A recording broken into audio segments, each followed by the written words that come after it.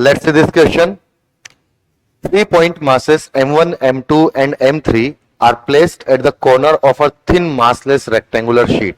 एक rectangular sheet दी हुई है हमें, बहुत ज्यादा thin है और massless बोली गई है.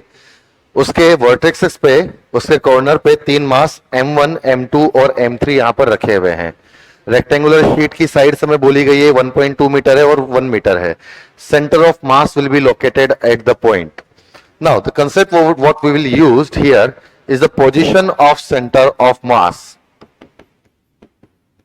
Position of center of mass यहां पर हम लोग का कंसेप्ट यहां पर यूज करेंगे. चलिए मान लेते हैं कि जो ए पॉइंट है इसको ओरिजिन कंसीडर कर लेते हैं.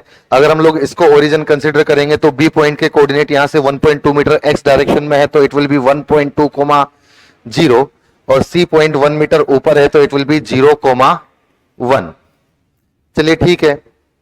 अब अगर हमें पोजीशन ऑफ सेंटर ऑफ मास चाहिए तो सेंटर ऑफ मास का x coordinate, x centre of mass will be nothing but m1 x1 plus m2 x2 plus m3 x3 upon m1 plus m2 plus m3.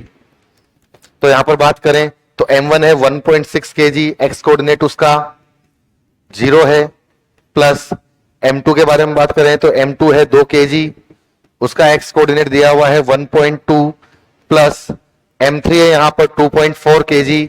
So 2.4 into उसका x coordinate हमें दिया हुआ है कितना, 0 upon total mass. Total mass देखा जाए तो यहां पर कितना हो जाएगा 1.6 प्लस 2.4 ये हो जाएगा 4 और यहां पर ये 2 मतलब कि कितना हो जाएगा 6 kg. अब ये तो 0 हो गया है और ये भी कितना हो गया है 0 हो गया है. 6 ने इसको मार देगा 0.2 times so it will be nothing but 0.4 metre. So X centre of mass तो 0.4 मीटर आ जाएगा जो हमें ओनली सी ऑप्शन में दिखता है. चलिए वाई सेंटर ऑफ मास भी हम लोग यहां पर फाइंड आउट करके देख लेते हैं.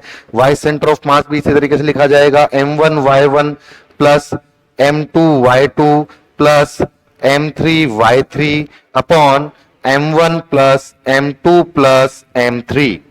सो अगेन m1 तो 1.6 kg, उसका y कोऑर्डिनेट 0 है ही सही, प्लस m2 यहां पर 2 kg, इसका y कोऑर्डिनेट भी 0 है, प्लस m3 यहां पर 2.4 kg है, 2.4 kg का y कोऑर्डिनेट यहां पर 1 दिया हुआ है तो 1 अपॉन टोटल मास 6.